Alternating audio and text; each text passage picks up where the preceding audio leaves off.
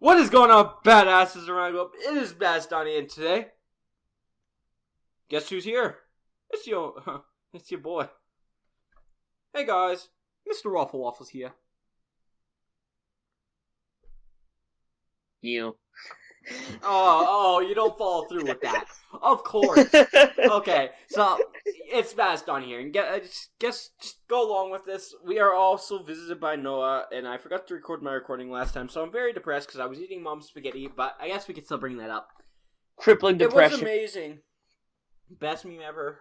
Arms, legs are weak. Mom spaghetti. You know that meme? Yeah, no, I'm not gonna get into that. It's just bad. It's dead. It's been dead. It's been dead for how many years now? So, we've got an awesome thing going down. Go check out Noah. He's got about 115. Well, he doesn't have 115, but I'm gonna get in there. He's still in a stepping stone, but he'll get there. Go and help him reach it. It's every zombies YouTuber stream. Help me get up to about, I'll guess a goal for me would be 25, considering I'm only at 17. But we're going to get right into it. Make sure to also check out Noah, because it's going to be most likely his gameplay going for Black Ops 3 DLC 5, which DLC 5 is something that we're going to be getting into for this podcast. Because as you know, DLC 5 dropped 2 days ago when this goes up, because this most likely will be going up the 17th of May. And we are recording this on the 16th, which it came out last night, so when we're recording this. It came out exactly 9 hours. No, never mind. Screw your time. You do realize that there's people out there that's legit probably 1 a.m. when we're recording this. Yeah, no, right I'm yeah, never mind. Yeah, well, anyways, we're going to be going into DLC 5, going through the pros and cons of all the maps and everything. And first of all, it's not that I hate any of this map, but probably Noah does. I don't know. So if you want to go to his channel, unsubscribe, and then resubscribe. Yes. Okay. Obviously. Yeah, so that's the way. Unless this was back a couple months ago when that whole subscriber glitch was going on, then sure as hell don't do it. If you're a person from the past that came to the future, don't do it. Whatever you do. Oh, anyways, we're gonna jump right into it. First map, which honestly fan favorite by a lot because it started up the zombies in general. We got the Nocturne Tone, which I'm gonna start off, I guess, this time because before Noah started off. Amazing map, in my opinion, although we've had so many remasters in the past couple of years of this map and of a lot of the World at War maps that I just feel like it loses purpose and some of its value. But although it's actually fun to see that the addition of Gobblegums and everything is a cool and I guess innovative idea, even though it makes it easier, it can make a lot more challenges for that map and making Black Ops 3 being able to sponge out a lot more. And I don't know if this was intentional by Jason Blundell, as I was saying earlier, but this possibility could be bringing more challenges. Because as you know, very common in the zombies community right now, we've got the no revive challenge. Very common thing right now. So I don't know if that was very intentional, or if it wasn't. I'm not too quite sure on that. Any thoughts, I guess? Because we already covered it. I guess you probably might have to repeat yourself on this, but what the hell? Okay, I got some new things I forgot to mention in the last recording. Nocturne Totem now has an Easter egg to it. Really? I don't know if you've known. Yes, apparently there's some Samantha doll. Do you know the dolls when Samantha is playing with in Origins of the cutscene? She has her own, I believe, and it's actually a Nocturne Totem. And you gotta click some buttons around the map, and then it's just on the ground. And you press X, and you gotta go around the map, shoot the little dolls in a time limit. And then once you do it, I believe you get a max ammo, and I don't know if anything else happens. I'm pretty sure there's a max ammo Easter egg, but that's still pretty cool, I guess. Verrückt also has a Edward Richtofen doll. It's really cool, actually. But go on, speaking about Verrückt, only thing I can really say about Verrückt is it's as creepy as usual, but better. Honestly, because the redesign of the graphics, like I was saying, really awesome to see. Especially with the new release of the box weapons, that's a really cool aspect to see in these maps. Because, who doesn't like to see some classic guns make a return? Because as you know, we have the Black Ops 3 guns in there, but we also have guns like the Wonderwolf. There was the Thunder Gun in Nocturne Tone. You have the return of the PPSH. We have the Mark II, which completely doesn't go with World at War, but it makes it a lot easier. As well as we have, I don't know if the Galil was in. I think it might be in there. I'm not too quite sure. We have. Never mind. The M16 is in some, definitely, and then there's just so many new guns, which it's really amazing to see make a return, and I'm very excited. And basically, any other thoughts on Baroque? I don't think you really had any for the others either, other than there's actually a new cool Easter egg that Codename Pizza found out. With the whole, like, explosives in the well, I saw it, girl it pukes blood. Jesus. But, they're only missing one thing in the map of Rocks. I know it's not a big deal to most people. Most people would probably rather it out, but I feel like it's not the same without the weapon. I think they should have brought back the Winter's Howl. Oh, I see, from the Black Ops 1 remastered. Yeah, that's what they mostly, all the maps just spun off of. I feel like, in a way, I'm glad that it has made a return, although I do kind of miss it, because I like the Winter's Howl. Like, compared to other It's a fun gun. It's a bad gun, and shouldn't be considered a wonder weapon, but it is fun, definitely. Yeah. And it's good for 5, I guess. It's nice slowing down that Pentagon thief so you can kill him faster, because that thing runs faster than frickin' Sonic, I swear to God. Sonic the Hedgehog. Bad memes. Sonic. I swear, my channel is made up of such bad memes and outdated memes, it's not even funny at this point. So it's gonna be in my mom's cars next. Because guess what? I legit made a video, like, yesterday, I think, or no, 3 days ago, because I was talking about this, for my Pokemon Fire Red. I found a freaking trainer on there that's name was Jeff, and I legit made that. My name is Jeff. Oh, no. Yeah, it's like, I swear, my channel is just revolved around dead and, like, outdated memes, I swear to God. Next thing you know, I'll be making a video that were based around Revive Me, I have the ray gun. Revive me, I have a cold. JC Packfire, like freaking 2016. JC Backfire is probably one of my most favorite zombie YouTubers at the moment. Well, you gotta I like JC. He had Jason Blundell come to his apartment or whatever, his dorm. Yeah, I subscribed to him before I even knew about it. I subscribed to him, I think, like 2 episodes. When Lex still made his series of, remember that moment when I think that was roughly when I got to know him and everything. Awesome YouTuber. I honestly wouldn't mind having him in for a podcast. Be a lot better than you, Noah. I'm just joking. I'm leaving. I'm leaving. No, don't you dare. No, I'm just joking, bro. I'm just joking. It's awesome and it's an honor to have you here. It's always an honor to have you here. It's awesome to have anybody here at this point, because I make so many freaking podcasts by myself. I swear I'm one of those people who are, like, forever alone. All around. But I think Codename Pizza is another good zombies YouTuber. He's definitely, I'm surprised. He actually boosted, his channel grew an amazing amount. A lot. I think he gained, like, 200,000. Yeah, I'm pretty sure I'm pretty sure at the time of, when he first made Myth-Busting Mondays with Lex, he actually was sitting around 90,000, 100,000, somewhere around there. I'm pretty sure it was 83,000 or something like that. Something like that, I don't know. But Codename Pizza, I think he's one of the most friendliest zombies YouTubers. Not only friendliest, but I feel like besides Lex, he's also very energetic. Oh yeah, definitely. He actually talks to his fans, he does like everything. That makes his fans happy. There's actually part of me that's sad that there's parts of me that are sad that I don't live in like places like Los Angeles and stuff, because of the fact that even though with all the shit going down with Trump and World War III, World War III. Dude, you'll get demonetized now. Oh God, oh no! What am I gonna do with that? Like 1 cent value? It's gonna become like half a cent. I'll get like that. Don't worry, penny. I'll get reward doubler. Double points. Double points. Yo, we can get 2 cents. Yeah. And then we'll down without quick revive. Yeah. No, this podcast is going no revive challenge. Yep, no revive.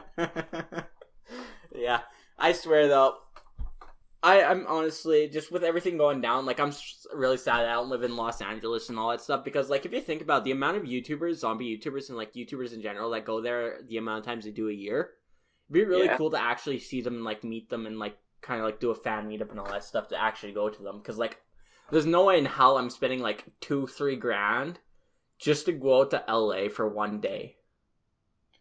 I would, depending on the cause. True, I guess.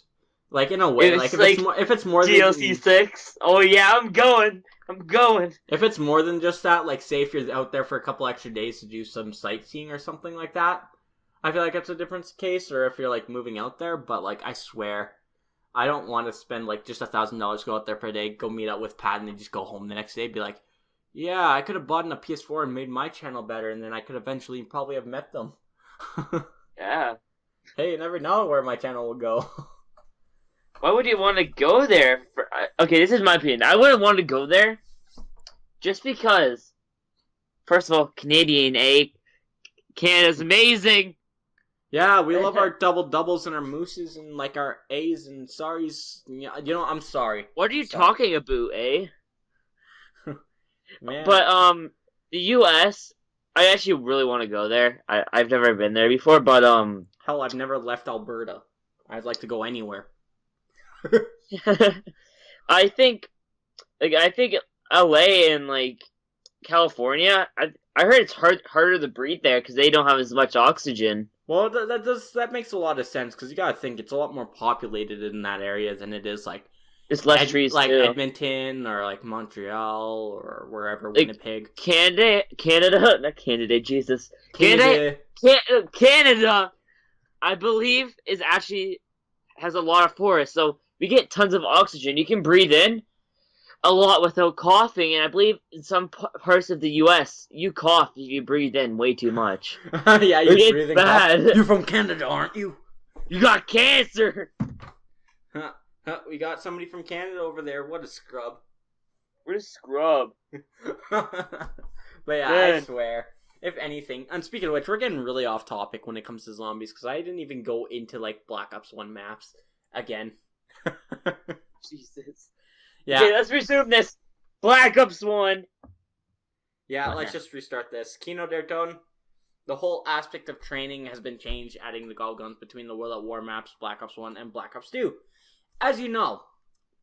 So, as you know, we obviously have these new gobblegums, but with actually relaxing and posted a video, I think it was yesterday, where you can actually now camp in Kino.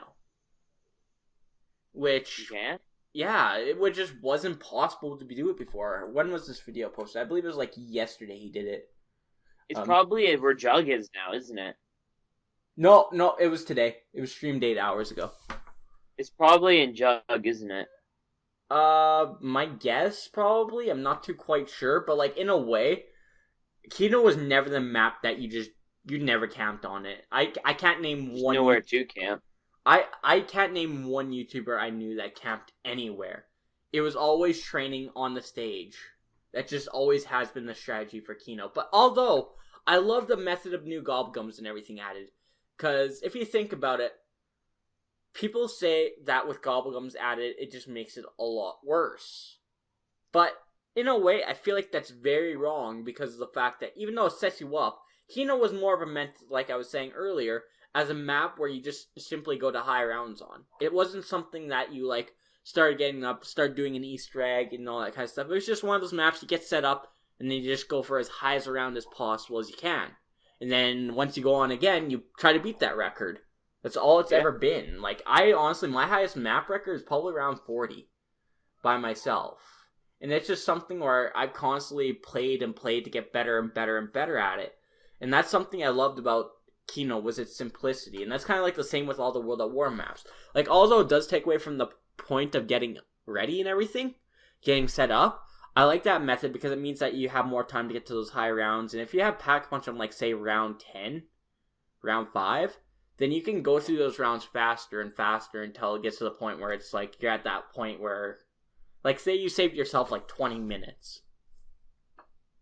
And it's very good for those kind of things, especially if you're going to do like speed runs. Like, that's also been a very popular thing in the community lately, is speed runs to around 50. Yep. And so having that kind of aspect, it's honestly nice having those gobblegums in maps like these. Like, yeah, sure, it takes away from the value, but in a way, like, if you look at the basis of the maps and what a lot of people did with them, it really just doesn't make much of a difference. Yeah, I guess, yeah. And same with, like, not only did the Gobblegums make things like these easier, but it made a lot of maps easier in the sense that, like, for example, like I was saying earlier, and I probably should stop saying that, or else I get very annoying.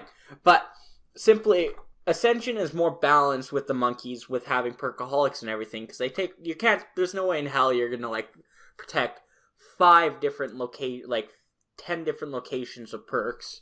So you're gonna lose some of those perks, obviously, making perkaholic less of a thing in there. But it's kind of dumb to run it anyways. Yeah, I really wouldn't see the point of running it. Especially on Moon. Imagine running to the astronaut. Oh my god. I think getting teleported into the tunnel that's getting drilled into. That'd be funny. But that's the thing though, with Moon, it's more controllable, if you know what I mean.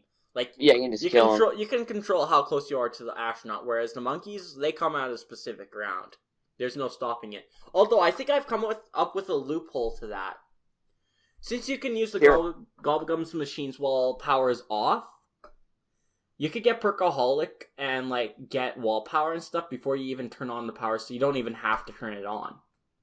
Meaning that the monkeys only come on when there's power. Really? Yeah, I've done a no power challenge. There hasn't been one monkey and I had quick revive. But when the power is on, they come for your perks. So if you have your power turned off, I'm pretty sure the monkeys won't come. That actually would be a very good myth busting thing I should leave with pizza. But in a way, pizza. What about my series now? Wow. Nah. But yeah, I feel like in a way that would be a very cool idea to test out because I'm pretty sure that's how it works. So if you just leave the power off when going into Ascension, it's still pretty easy to map. Just keep power off, get Perkaholic and like freaking wall power and crate power and immolation. You're set. Like that's an automatic, probably like round 5 billion. Yep. So in a way, I feel like that's a loophole to that. As well as Shangri-La, like, it looks so much better. Kind of like I was saying, it rivals with the beauty of, like, Shinonuma and Shangri-La. Like, those are the two, I would say, best and well, in terms of graphics, remastered maps out of them all.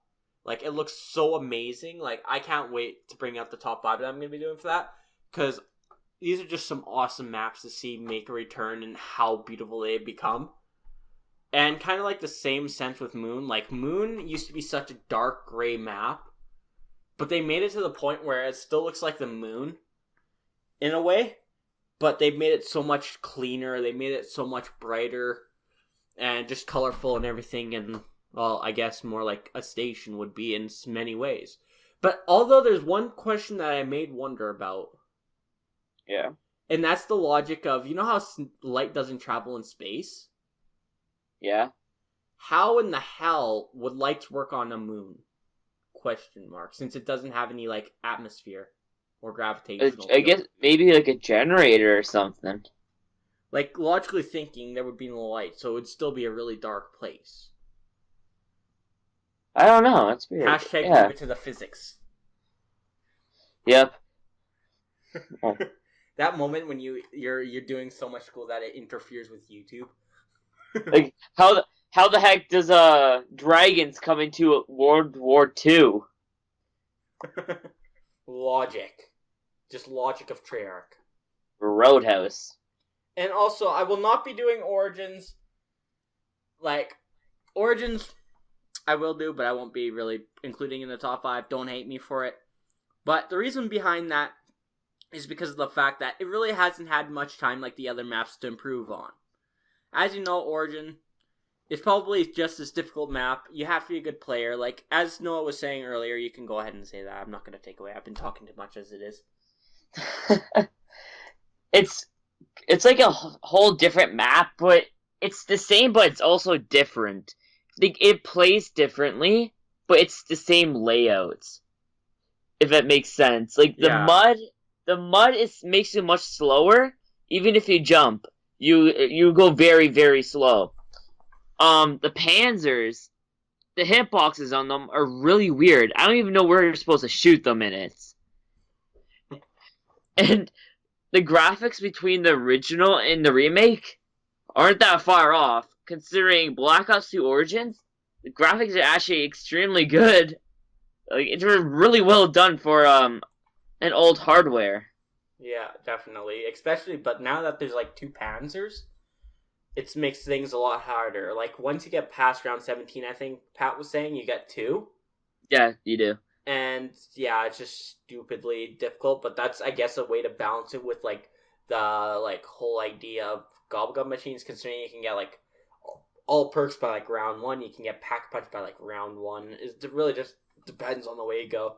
So you can legit have like a pack punch like MR6 or MP40 against the Panzer by like on round MR6. Like 8. What type of map were we playing? Oh wait. Oh. Yeah, I forgot about that. I forgot they remastered the Mauser as well in that. Yeah. That's actually a very big surprise. Yeah. Although I am very sad that it didn't bring PhD. Rip PhD. I'm even sad they didn't bring Banana Colada. I can see them not bringing Banana Colada. That it's kind of, you can kind of see Banana Colada, but PhD, Jason Blundell had something for PhD. I don't know what. It's obvious.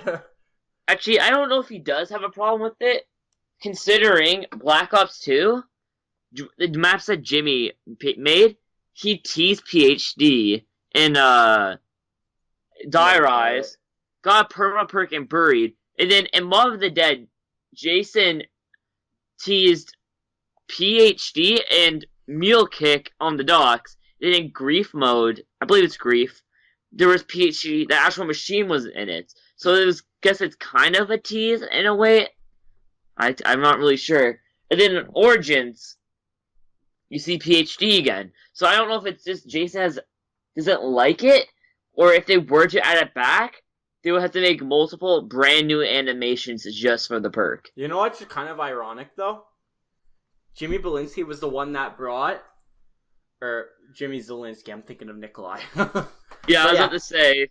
But yeah, in a way, he was the one that created and founded PhD, yet in Black Ops 2, the only person that actually revealed PhD was Jason.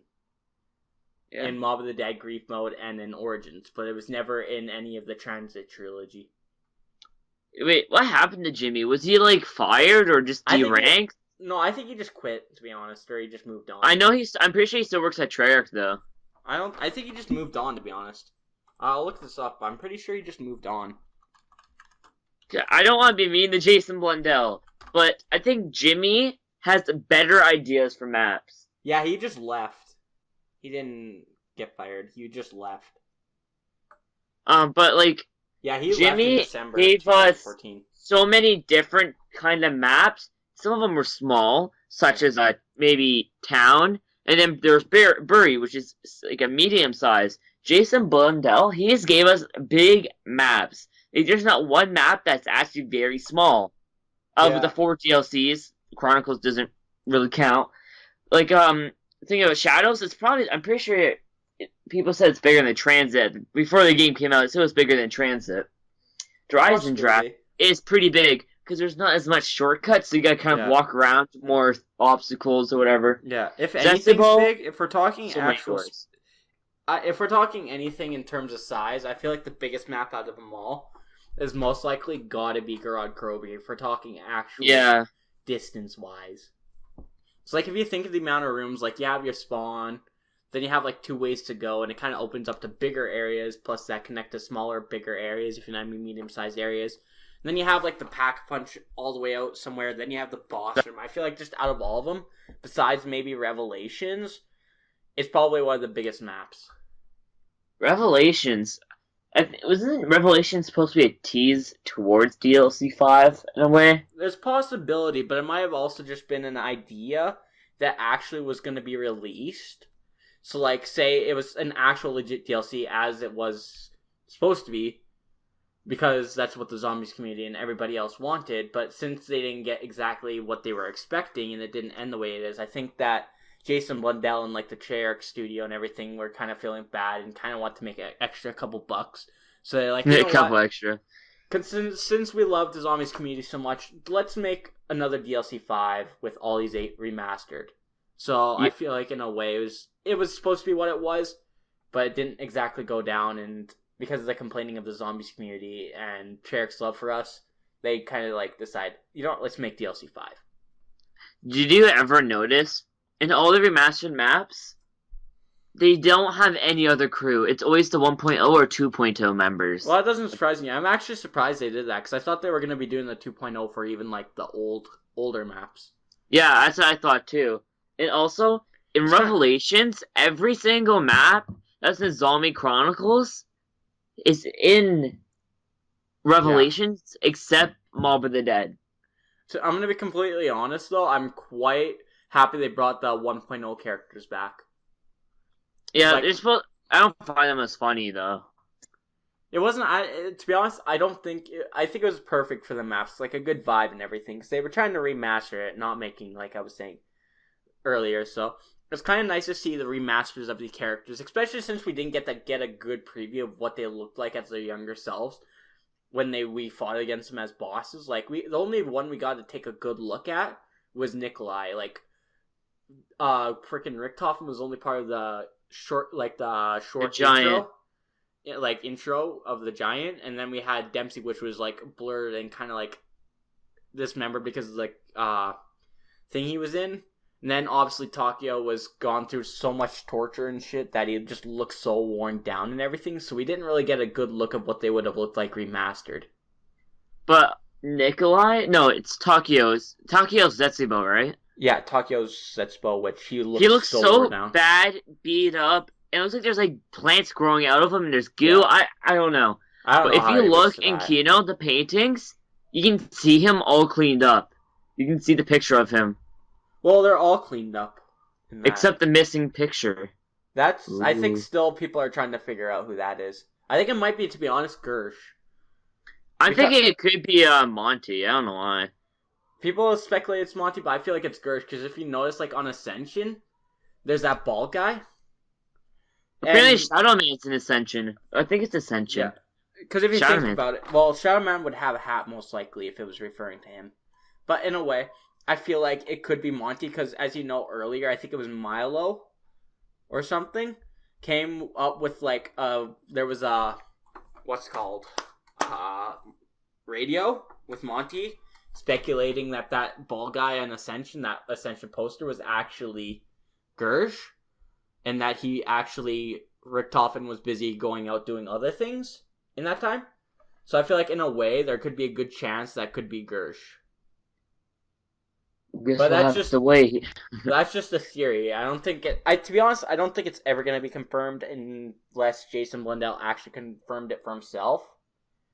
So I think it's one of those things that's just going to forever stay a mystery until somebody does something about it. Have you heard?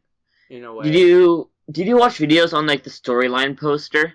Yeah, I did watch some things actually on that. Yeah, I didn't watch it all because I only watched one part of it that Noah J posted because he has like 3 parts. Yeah, but do you know Leroy's real name? Yeah, it was like Arthur or something like that. Yeah, it's actually Arthur, and he's like he was like a knight or something for it's the knight something at Dreisendrach. Well, it's like referring back to you. Do you know like about Arthur and the sword? About like that one story. It's a very common story. I'm trying to remember. Excalibur. Does that you don't know the Arthur and the Round Table? No. You've never heard of that story? Damn, I gotta link that up to you. It's a very common myth / story between a lot of like people and like a lot of countries. It's basically a speculation. It's during medieval times where like there was this holy sword Excalibur, which is a very very very well known name, and Arthur was the chosen one, and he was able to pull it out. And there's a lot more story behind it, but I'm not going to go really into it. I think that might be who it's referring to. I'm not too quite sure because there's a lot of stuff that link up in that storyline, but. In a way, there could be a possible chance, but I'm, in a way, kind of confused on how he became stupid. It's possible, my speculation is because of the amount of, like, booze that was there and everything. Booze and candy and stuff. That's probably why he loves it so much, is because it's kind of, like, in a way, to numb the pain. Booze, I can see, but candy, I can see him getting hyper. That's all I can see. I don't know the story behind the candy, to be honest, unless it's actually drugs like cocaine and shit. oh yeah, definitely. It's secretly, it's not actually candy. It's like candy that's mixed with like drugs and like cocaine and meth and shit. Oh my god. Logic. That would be actually a question I'd be wondering about because like the booze makes sense. Like maybe Arthur is trying to numb the pain, and that's why he became so like aggressive and kind of like stupid in a way. Yeah. So we just finished talking about Origins, correct? Yeah, we just finished talking The about last topic. Okay. Yeah, because we just kind of like branched into a bunch of like different speculation theories and stuff with DLC 5 and all those, and like that whole poster. And to be honest with you, I'd be really down to see a bunch of like the Transit Crew remakes into like another DLC, or else possibly Black Ops 4 or World at War 2. Something like that. I can see remakes, but I kind of upset that they kind of scrapped the Transit storyline in a way. They kind of threw them away. I know they're in the comics now, but that's still not a lot of people are going to buy those. I'm going to be completely honest. I'm not expecting them to make a Black Ops 4 because I feel like that's pushing it. It's like with a lot of like movie. Well. Like, not only did they stretch it so much on the campaign, like the campaign from Black Ops 1 and 2, like even World at War was intertwined with Black Ops 1 in a way. But once they hit Black Ops 3, they just stretched out so much from like the whole idea of Black Ops. So yes, I feel like they are not so true. World at War, they will not make a game called World at War 2 because the Call of Duty World War 2 it's going to have Nazi zombies, blah blah blah. Like in the Black Ops series, it was so hyped for Black Ops 3 because people kind of knew it was going to be World War 2 or World at War 2 or Black Ops 3. But since Black Ops 3 ended up being the chosen title, I don't think there's any more hype for Black Ops 4. I think it's gone. I'm gonna be completely honest with you. Like in World at War, you had Viktor Reznov, obviously him, best character of the whole series. Going into Black Ops 1, you have Mason. You wouldn't think there's really much connection, but Mason's brainwashed, he sees Reznov, and that's kind of like how World at War and Black Ops 1 is connected. Then we have, obviously, his son, David Mason, which, obviously, that's his son, so it's his kind of like his lineage kind of like followed through. Not to mention you have like the flashbacks of Woods of the time and like during the Vietnam era and all that kind of stuff. Yeah. So that's how all three of those games were kind of like in a way connected. But Black Ops 3 was just so out there in terms of campaign. Like I think I think there was one reference to something Mendez. Of the older games. Yeah. I think it was like one reference to Mendez, and other than that, there's nothing else. Other than that, like it's just so far off that I just feel like even if they wanted to make a Black Ops 4, it's just not possible. Yeah. They screwed up pretty bad on Black Ops 3. Like, it's not that screwed up. I feel like in the main part of Call of Duty is multiplayer and campaign. Zombies is supposed to be like own little mode, right? I gotta say half there because campaign, absolute shit. Multiplayer, I have to debate. It's not bad. Yeah, it's not bad. It's not the best. Like, Black Ops 2 is obviously the most, between Black Ops 1 and Black Ops 2 are the most balanced multiplayers. But in a way, I feel like it wasn't the best, but it also wasn't awful at the same time. Like, I don't mind going back and playing it. Like, I'm not much of a multiplayer kind of guy, but hopping into Black Ops 3, I honestly don't mind playing it. And then as for Black Ops 3, once again, not the best, but it was still pretty successful in my eyes. Like, you have maps like Shadows of Evil and like Der Eisendrache and like Garad that were so successful. Then you have maps like Zetspu, which were not the best. They were just there, if you know what I mean. Like, it's there for a certain group of people, basically. Yeah, it's just the people that want it. Yeah, exactly. It's not something that everybody's going to go back and play, but it's just something that people play, I guess, if you get bored of the other three.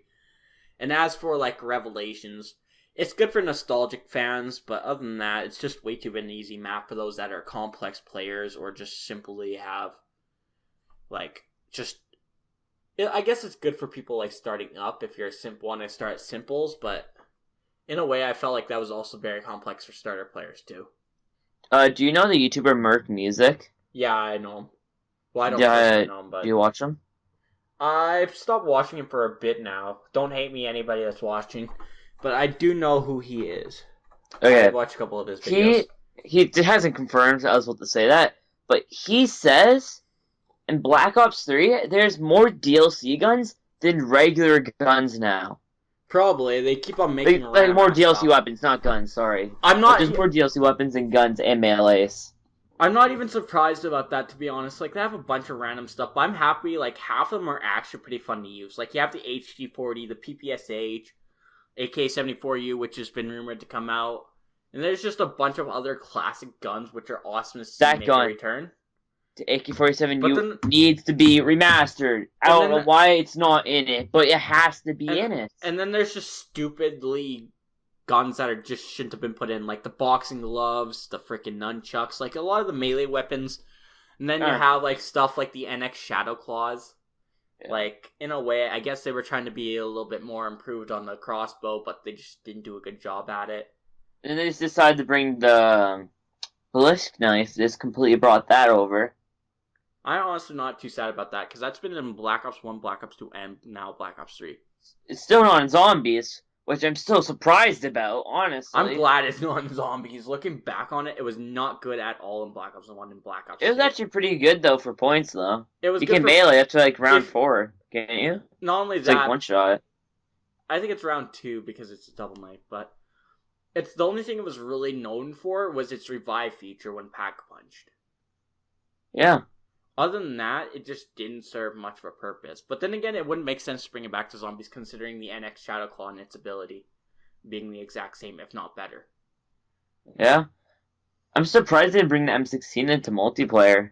If anything... They did it at the PPSH, but, like, it was brought in the multiplayer, but M16, I don't think anyone knew about it. No one had a single clue it was going to be added. I never really liked the M16, to be honest. But to be honest, there's one gun I'm surprised that they didn't bring in, is that's both the Olympia and the M14, because those are guns I actually enjoyed. They were fun to use. I was, like, a bit surprised, but I kind of expected them to bring the Shiva and RK5, because if you look at the Giant, well, yeah, they didn't return any guns. But it would have been cool to have those in the box, to be honest. Wonderwolf, my boy Wonderwolf was returned. The Giant, nothing else. Just different random perk order, which is retarded. I actually can't wait for, like, once Noah never, like, and, like, Noah J456 and everybody else, like Milo, I can't wait for them to find the things. And that brings up a good topic I actually want to bring up. And that was the whole idea of, like, comparing the origins. Actually, I think this is what I wanted to talk to him when we previously went through. That was the actual comparison of the Origins Easter egg cutscene in Black Ops 2 and Black Ops 3. The comparison? Yeah. Like, is it the same? In terms of, that's what I think, but I've heard some speculation that supposedly one is better, but in a way, I feel like there's no actual evidence towards that. I'm pretty sure it's just, the only thing that's different about it is 60 FPS. That's why they say it's better, because it's better. The frame rate's better, because, like, the 360 or PS3, it runs only up to 30 FPS. And that's why the cutscene is the way it is. On the newer consoles, it's 60. Yeah, in a way, that's not really surprising. But yeah, in a way, like, it'd be fun to see these kind of things. And I don't know why, for some weird reason, I'm looking at my math for tomorrow, but mind that, we're not going into math for this shit. Nope, no thanks. I'm bored. Yeah, what's the expression of this and this and this? I'm like, yeah, no thank you. Other than that, I don't know if I'm pretty sure I covered a lot of things. I'm trying to think back on, and oh yeah, there was actually one thing I wanted to say before we ended this off. Look out on Twitter for me. I will be posting the best picture ever. Whoa, what is it? I will be posting Milo on the Apothicon because no. We have the joke of Noah J being a snake from, like, the Der Eisendrock first room. How is he snake? I never actually... I don't know why. I think I honestly might make a video about this, so I'll leave it at that. Because I feel like this is actually going to be a funny video to talk about. Oh, no. But, yeah, I think... Anyways than that, any other things? Because I've been ranting on for a long time, and I barely let Noah talk. It's not a big deal. I'm actually going to send you a picture of... Yeah, I hope that you can put this into the video because it's hilarious. And I'm just getting Skype started up on my main computer real quick. Yeah. Other than that, Okay. yeah, like I'll probably throw it in if it's. Oh, good Whoopsies. lord! I forgot my audio was on. I'm sorry. Sorry, podcast. Sorry. Whoopsies. Well, whoopsie daisies. Okay, there we go. But yeah, other than that, like everything is pretty good. I might honestly, I don't know, be expecting to have Noah on more probably throughout the next couple of weeks or so, because I might throw him on for like 1 or 2 more podcasts, and I'm trying to get other people on for podcasts as well, and I'm obviously going to be doing podcasts. Yeah. No. Think better of yourself. You're not trash. I'm the nobody. You're actually fun to talk to, though. For some reason, I don't know why. I just enjoy talking to you. Okay, I'm about to drop the photo in. You ready? Yeah.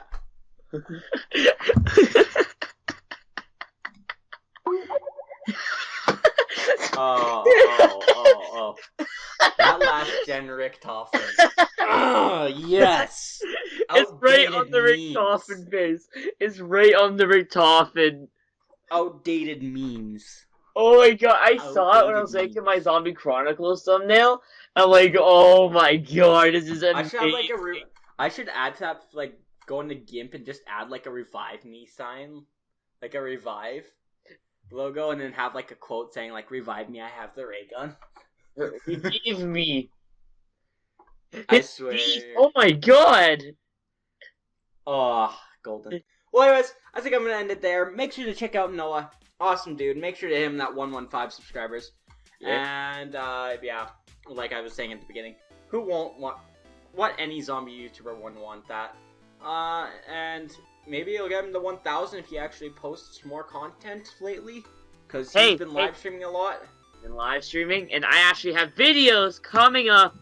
And I think I'm planning on joining back into the zombies community with content. Okay. Give him a round of applause. Yep.